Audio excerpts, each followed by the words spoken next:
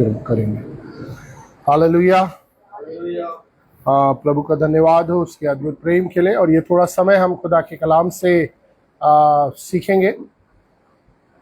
जैसा कि पिछले हफ्ते हमने आह्वान किया कि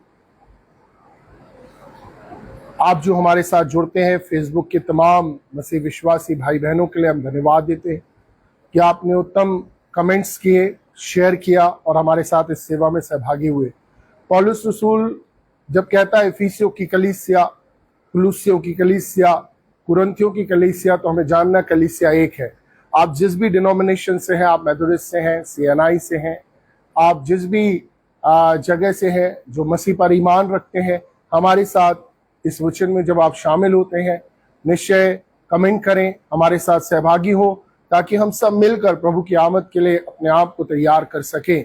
और आपका बहुमूल्य कमेंट, आपका उत्साह हमें और उत्साही करता है कि हम निरंतर इस सेवा में आगे बढ़ें, ताकि हमारा जीवन मसीह की महिमा का सबब बनने पाए। हालेलुया। इसलिए प्रभु का हम धन्यवाद करते हैं। आज का हमारा आह्वान क्या था? विश्वास और डर। कई बार हमारे जीवन इस प्रकार से हो जाते हैं कि हम विश्वास जुबान से तो अंगीकार करते हैं, लेकिन विपरीत परिस्थितियों में हम डरे सहमे रहते हैं। निश्चय हम बोलते हैं यीशु राजाओं का राजा, प्रभुओं को प्रभु, मुर्दों को जिंदा करने वाला है, लेकिन एक छोटी सी बीमारी हमें घबरा देती है। कई बार हमारी जिंदगी ऐसे समयों में आ जाती है जब हम बोलते हैं, हम दूसरों की गवाहियों को सुनते हैं कि लाखों का कर्जा माफ हुआ, वो जिसकी किडनी ठीक हो गई, वो जिसके संबंध सुधर गए, वो जिसका कैंसर ठीक हो गया, वो जिसके जीवन में, तो हम उत्साह से भर जाते, हम उस गवाही को बड़े आनंद के साथ देते हैं।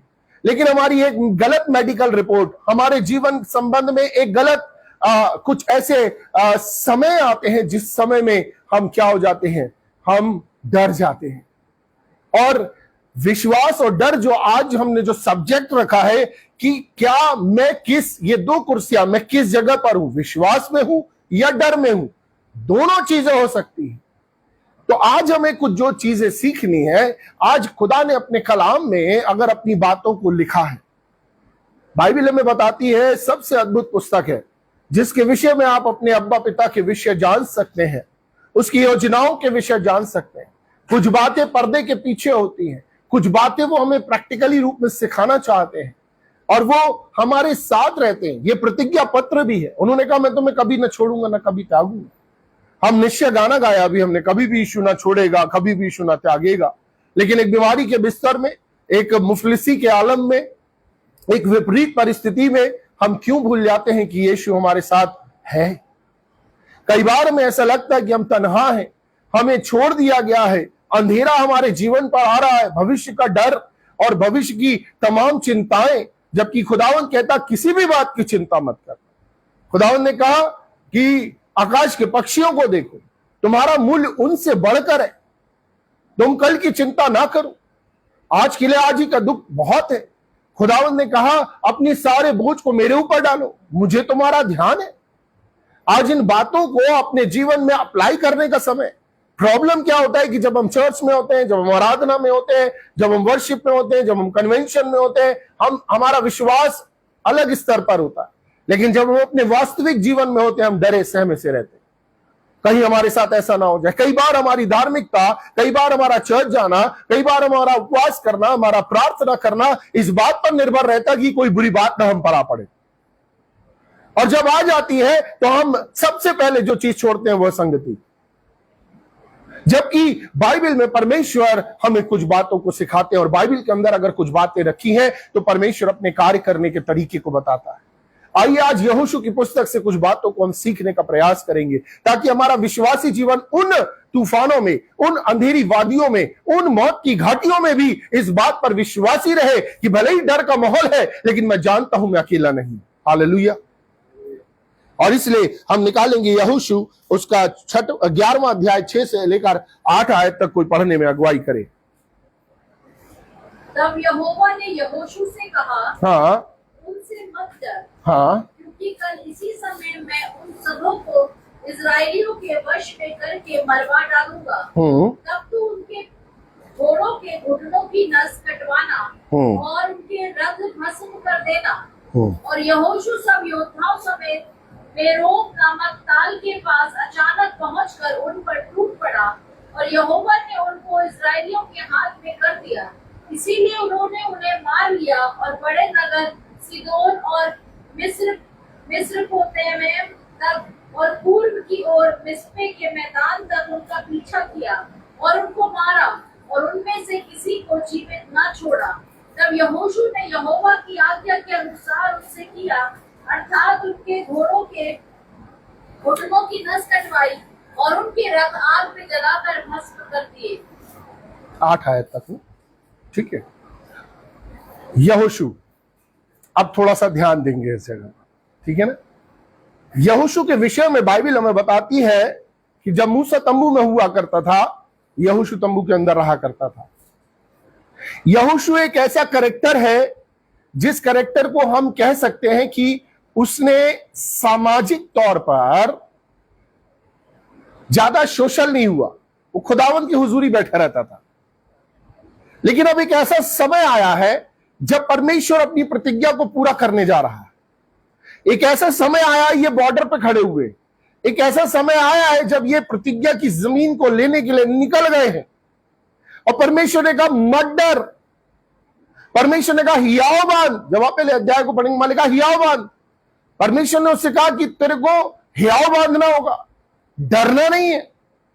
और जब परमेश्वर कहता है मत डर, यशायाह में क्या लिखा है?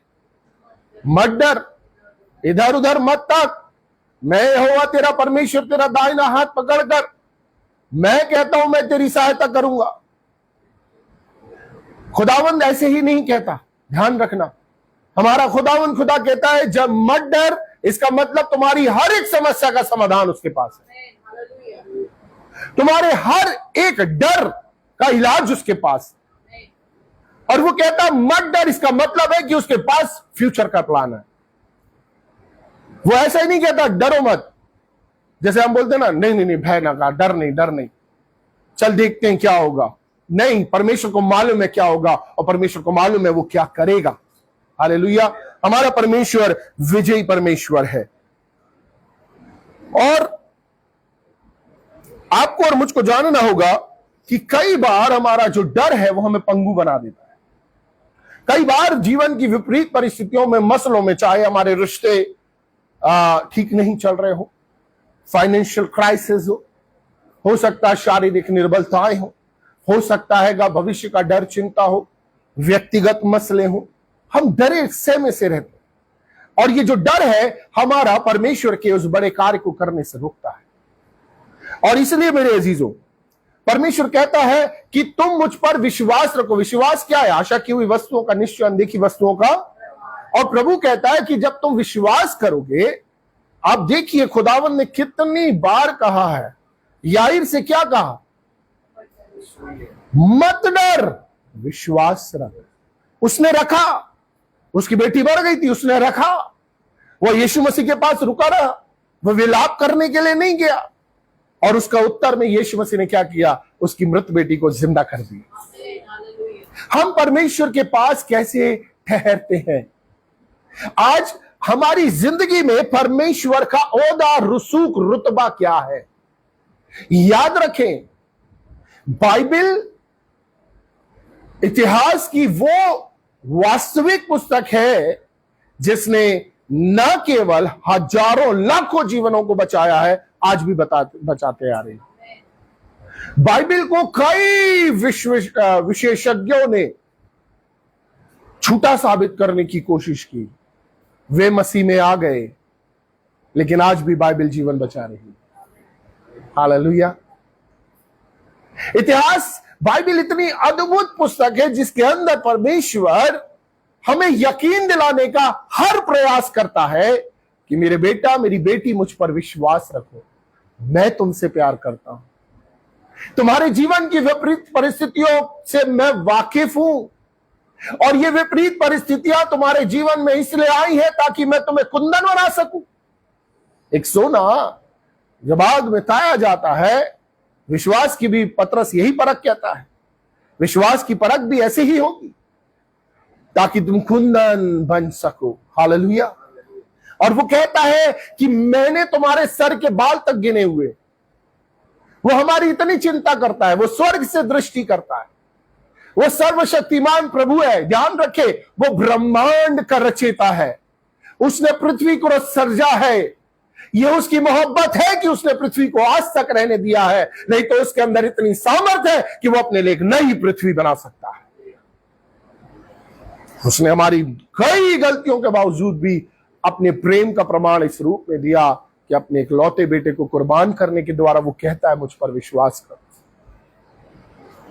और इसलिए मेरे अजीजों, वो ये नहीं चाहता कि हम डरे सहमे रहें, वो चाहता है हम सबमिशन में आए, वो चाहता हम समर्पण में आए, वो चाहता है जीवन की विपरीत परिस्थितियों में उसकी ओर निहारे।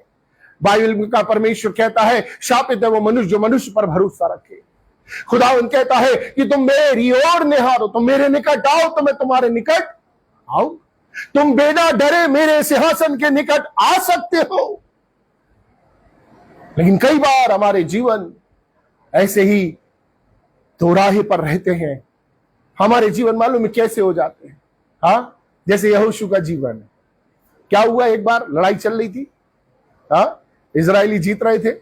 कब जीत रहे थे? जब मूसा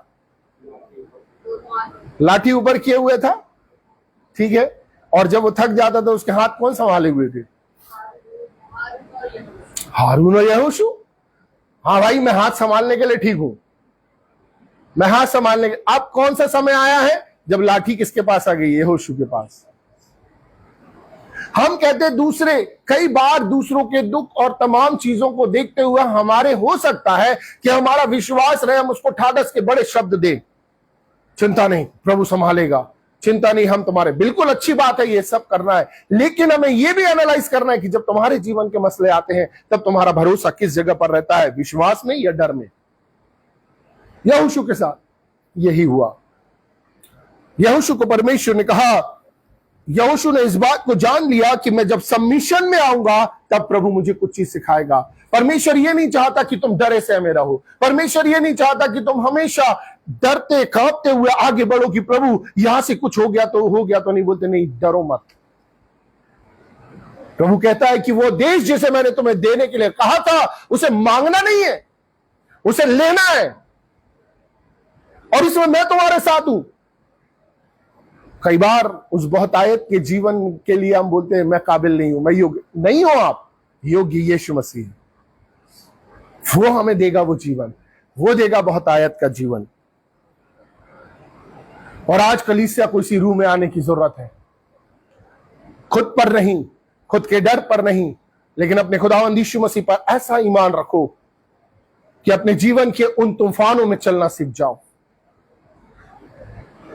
मैं कई बार, जब मेरे को प्रभु ने एक पोर्शन मेरे जीवन करा जिसमें मुझे टीचर बनाया, और मैं क्रिश्चियन हाई स्कूल में जब टीचर था तो बहुत से मेरे जो कॉमर्स ग्रुप के बच्चे थे, प्रभु का धन्यवाद हो कि आज बहुत से रेलवेज में हैं और मिलने भी आते 25 तारीख को, और बहुत से मेरे साथ फेसबुक में भी जुड़े हुए। और उनसे जब मैं बात करता तो बोले सर धन्यवाद कि आपने उस समय हमारे को एक ऐसा मार्गदर्शन दिया। डर एक स्लोगन है ना, डर का सामना करो। कई बार हम मेडिटेट बहुत करते हैं। अभी सूरज प्रमाणी जी आए थे और उन्होंने बड़ा अच्छा, एक बहुत अच्छी चीज बोली धूल जलाने के विषय में। उसे कैरी नहीं करना है, लूत के विषय में वो यही चीज बताने, तीनों दिन में उन्होंने यही चीज बताया। हाँ, लूत के विषय में भी ये बताया कि कैरी नहीं करना है, खुद चीज लेकर नहीं चलो। कोई तुम्हारे विषय क्या चीज बोल रहा है वो आपको खराब करेगा, आगे बढ़ चलो, बस कदम उठाओ, है ना। तो हमें क्या करना, उस डर के समय में अपने ईमान को प्रभु के आगे रखना है। ये कैसे रख पाएंगे हम, ये कैसे बढ़ पाएंगे? साहब आप बोल रहे हो, बड़ा अच्छा लगता बोलने में, लेकिन हमारे दुख को हम ही जानते हैं, क्योंकि अभी तक आपने दुख को पहले स्थान पे रखा है, यीशु मसीह को नहीं।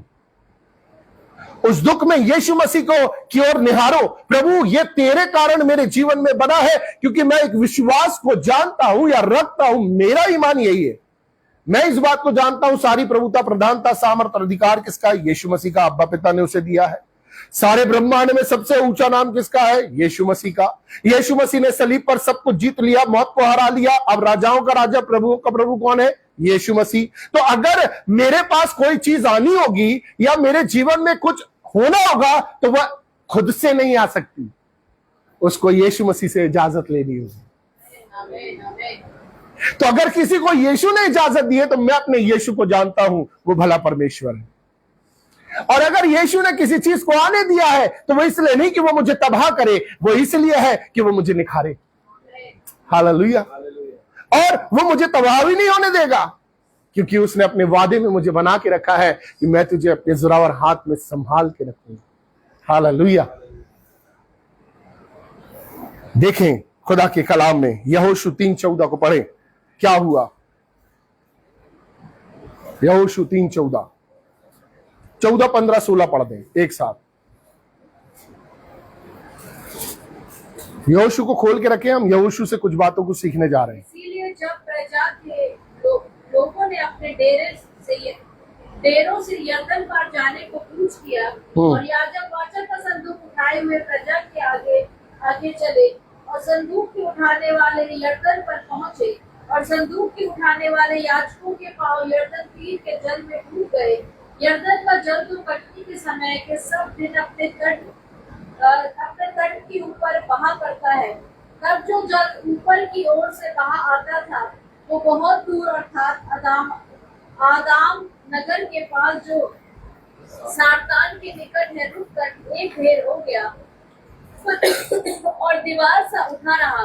और जो जल अराबा का ताल जो खारा ताल भी कहलाता है उसकी ओर से बहा जाता था वह पूरी रीति से सूख गया और प्रजा के लोग यरीहो के सामने पार उतर गए। ठीक है, ये कितनी खूबसूरत बात है। जाना है साहब, पार जाना है, परमेश्वर ने बोल दिया है। लेकिन बाइबल बताती है जब पार जाना है, जब इन्होंने अपने डेरे उठाए, जब याजकों ने संदूक उठाया, उसी समय बाढ़ आ गई। परमेश्वर का कलाम हमें क्या, क्योंकि लिखा फसल का समय था और उस समय यरदन अपने पूरे शबाब पे बैठती थी, उस निशान से ऊपर बैठती थी। वो नॉर्मल पानी नहीं है। यरदन हो सकता है कि नॉर्मल समय में छना हुआ पानी मिले, कमर तक रहे, घुटने तक रहे और हम तो निकल जाएंगे। लेकिन जब आप देखते होंगे बरसात में जब पानी बहाव के साथ आता है, भला ही वो इधर तक का हो, लेकिन इतना तेज बहाव होता है कि वो ले जा लेता है। वो दिखता खतरनाक है, लेकिन वहां पर लिखा है वो अपने बिल्कुल स्तर से, जो उसका स्तर था उससे ऊपर बह रही थी। परमेश्वर क्या सिखाना चाह रहा है? जिस समय तुम वादों में आना प्रारंभ करोगे, शैतान हर एक वो प्रयास करेगा आपको दिखाने का कि वो आपको नष्ट करना चाहता है, तुम्हारे जीवन में नहीं होगा। हर एक वो परिस्थितियां निर्मित होंगी जो इस बात के लिए कहेंगी कि इसके पार तुम नहीं जा सकते।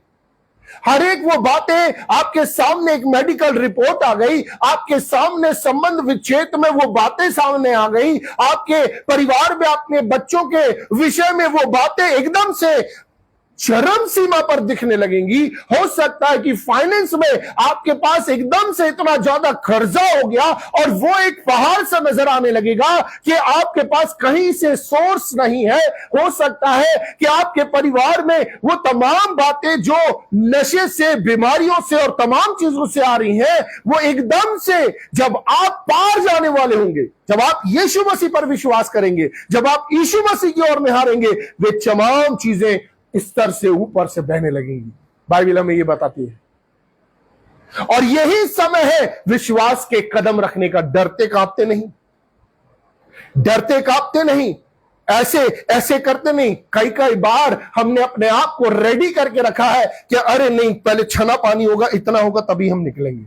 नहीं, भले ही बाढ़ चल रही हो, भले ही तमाम चीजें ऐसी चल रही हो जो विपरीत चल रही है, विश्वास का कदम बढ़ाना है और ध्यान रखना है कि आपके और मेरे खुदा ने कहा है मत डर। हालेलुया। और बाइबल बताती है कि जैसे ही उन्होंने कदम रखा, ओ कितनी दूर पानी की दीवार सा खड़ा हो गया। वो अनुभव आप करेंगे अपने जीवन में। एक मेडिकल रिपोर्ट मुझे अच्छे से याद है, ज्योति के बड़े भाई जो कि प्रभु सेवक हैं, काम भी करते हैं मालियन में, और हम जब अभी बीच में गए थे, उनसे बैठकर बातचीत कर रहे थे, तो उन्होंने इसी विषय में एक बड़ी अच्छी गवाही बताई। एक बहन थी, उस बहन का एक मेडिकल रिपोर्ट आया जिसमें उसे कैंसर 3rd या 2nd स्टेज डिटेक्ट हुआ और वो डिप्रेशन में जाने लगी। भैया के पास आई, भैया ने खुदा के कलाम से खुदा के वादों पर ईमान रखना सिखाया।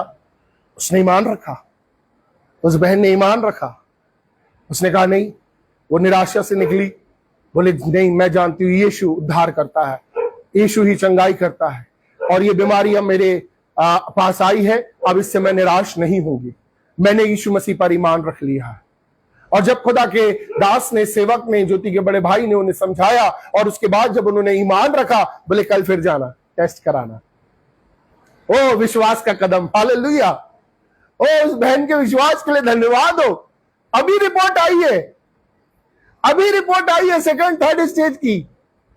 हाँ, हम क्या सोचने लगते हैं उसका 200 बढ़ेगा, ये बढ़ेगा, फिर कीमो होगा, फिर खत्म। वो दूसरे दिन फिर गई, पहुंच गई, चलो मेरा टेस्ट करो फिर से। हाँ, अभी तो आपकी रिपोर्ट आई नहीं, फिर से करो। आपको मालूम है दूसरी रिपोर्ट आई, उसमें कैंसर डिटेक्ट ही नहीं हुआ। हालेलुया। लेकिन दिल है कि मानता ही नहीं, उसने फिर से रिपोर्ट कराई, फिर नहीं आया। उसने फिर से कहा नहीं आया। हालेलुया। यही है विश्वास का कदम।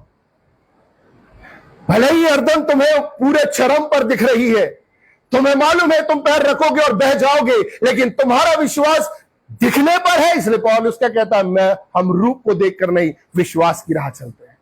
हालेलुया। विपरीत परिस्थितियों में अपने खुदावंद में उस विश्वास के कदम में आगे बढ़ना सीखो। अद्भुत रीति से तुम्हारा चमत्कार इंतजार कर रहा है, तुम उस चमत्कार को देखोगे।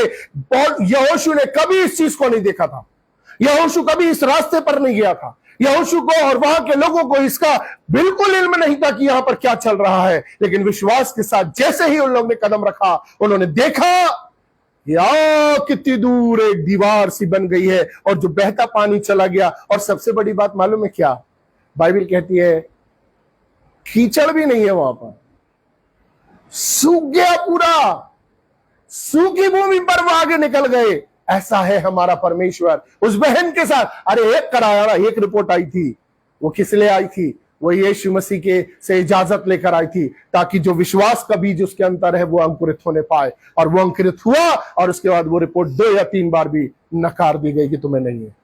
हालेलुया। अब यहोशू एक चीज को जान गया था कि हमारा परमेश्वर प्राकृतिक चमत्कार को करने वाला परमेश्वर है। हालेलुया। और यह होता है विश्वास के कदम में जब आप आगे बढ़ते हैं, जब आप आगे बढ़ते हैं।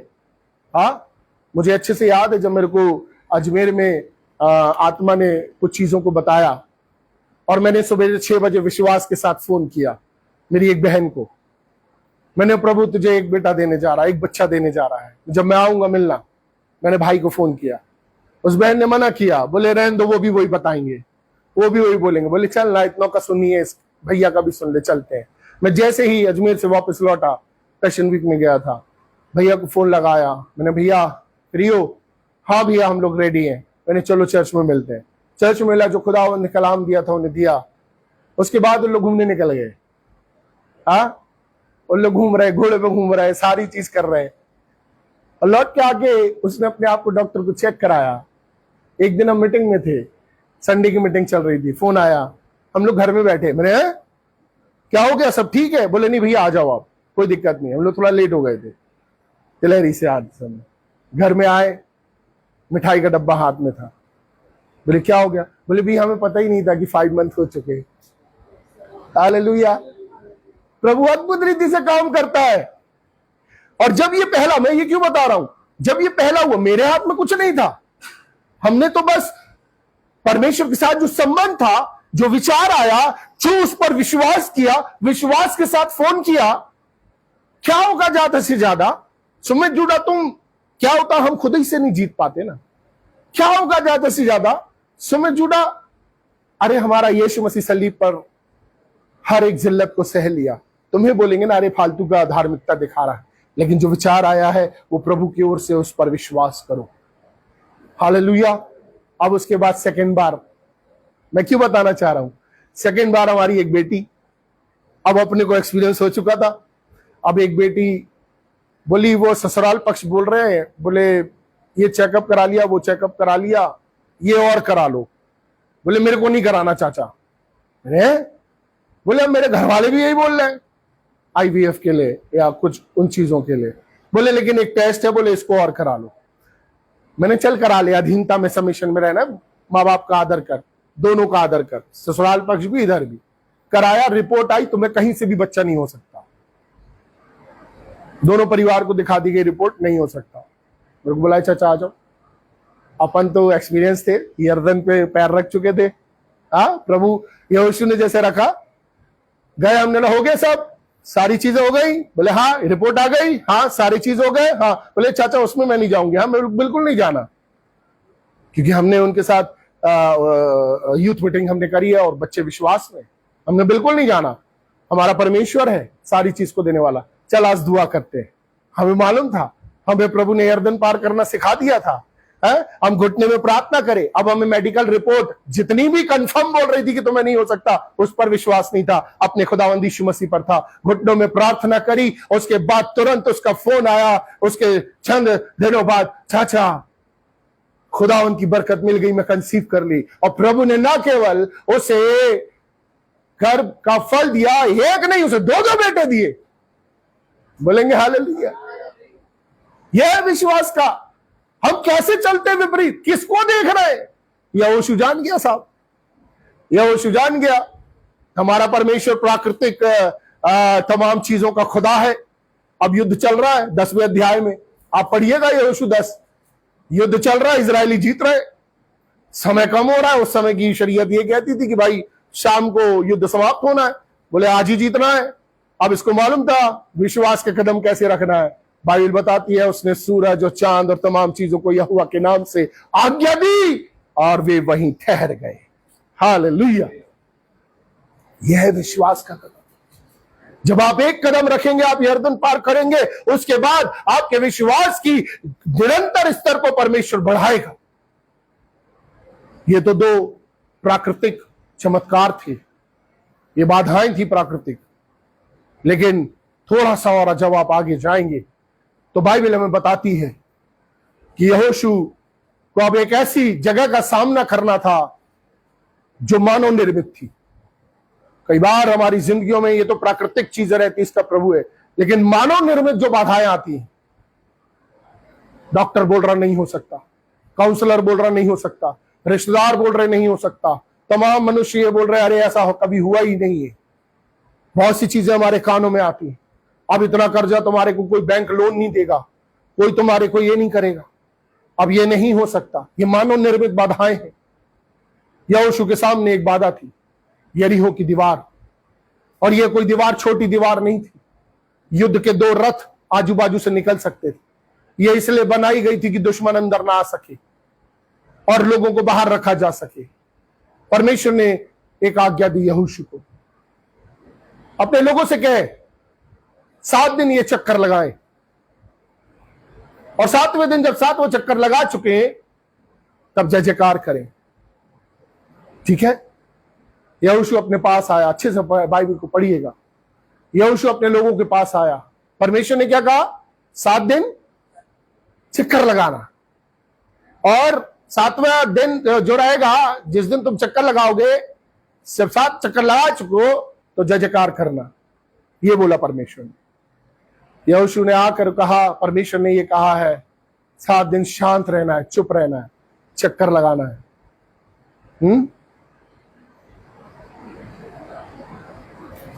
लेकिन यहोशू ने एक चीज और जोड़ दी, कोई भी तुम्हारे मुख से एक शब्द भी ना निकले। ये यहोशू ने जोड़ा, परमेश्वर ने नहीं कहा था। आपस में कोई बात नहीं करेगा। राजा था, अभी हमने पढ़ा किस प्रकार से उसने सारे राजाओं को मारा और लटकाया है। और अगर उसकी आज्ञा आ गई, अगर कोई बात करेगा उसी समय उसको मार दो। बात नहीं करेगा कोई, सिर्फ चक्कर लगाएंगे, आवाज ना निकले मुंह से। क्यों? ऐसा क्यों? क्योंकि उसको मालूम था कि अभी इससे पहले 40 साल पहले एक घटना घटी थी, जब 12 लोग भेद लेने के लिए गए थे, और 12 लोग जब वापस आए तो 10 लोगों ने कहा नहीं, हम उसे नहीं ले सकते। 2 लोगों ने कहा कि हम उसे ले सकते। उसमें एक यहोशू था और एक कालेब। वो जानता था कि ये 10 लोगों ने देखा और कहा कि हम उन्हें किसी भी तरीके से नहीं ले सकते, हम उनकी रोटी बन जाएंगे। कालेब कहता नहीं नहीं, वो हमारी रोटी बनेंगे। यहोशू कहता हम उसे ले लेंगे। उसको मालूम था कि ये बात करेंगे, ये बोलेंगे और परमेश्वर के काम में बाधा डालेंगे। उसको मालूम था कि ये बोलेंगे और ये फिर से वही काम करेंगे, ये इस बड़ी दीवार को गुणानुवाद कर देंगे। और इसलिए उसने उस आज्ञा को दिया कि तुम्हारे मुंह से एक शब्द भी ना निकले, और जब मैं कहूं तब जय जयकार करना। आज आपका और मेरा एटीट्यूड या व्यवहार क्या है?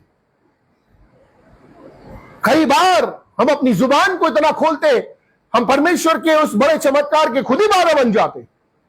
ओ ये नहीं हो सकता, अरे अब तो रिपोर्ट आ गई, ये नहीं हो सकता, अरे उसने ऐसा बोला अब नहीं हो सकता, अरे उसने ये गलती करी अब ये नहीं हो सकता, अरे उसने हमने वहां से सुना, हमने वहां से, उसने तो बोला मेरे को मालूम था ऐसा हुआ, अरे उसके नशे के कारण ही उसकी ये किडनियां हो गई, अरे उसके साथ ऐसा हुआ। इतनी बात करते कि हम उस विश्वास की राह में आगे नहीं बढ़ पाते।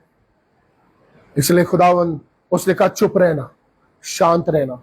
जब जीवन की विपरीत परिस्थिति हो, जब एक मेडिकल रिपोर्ट हो, जब फाइनेंशियल क्राइसिस हो, जब परिवार में कलह हो, जब दुख आपका बड़ा हो, जब असफलताओं का सामना हो, जब ऐसा लगे कि अब बहुत कुछ टूट रहा है, चुप रहो, उपवास और प्रार्थना के साथ बैठे रहो।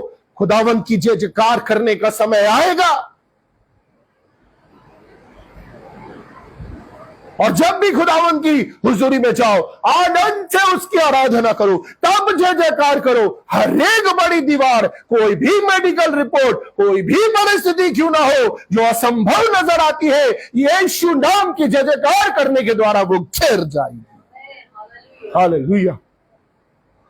इसलिए मेरे अजीजों, आज का जो सब्जेक्ट था विश्वास और डर, आओ हम विश्वास को चुने, डर को मना करें। ऐसा नहीं कि जब विपरीत परिस्थिति आएगी हमें डर नहीं लगेगा।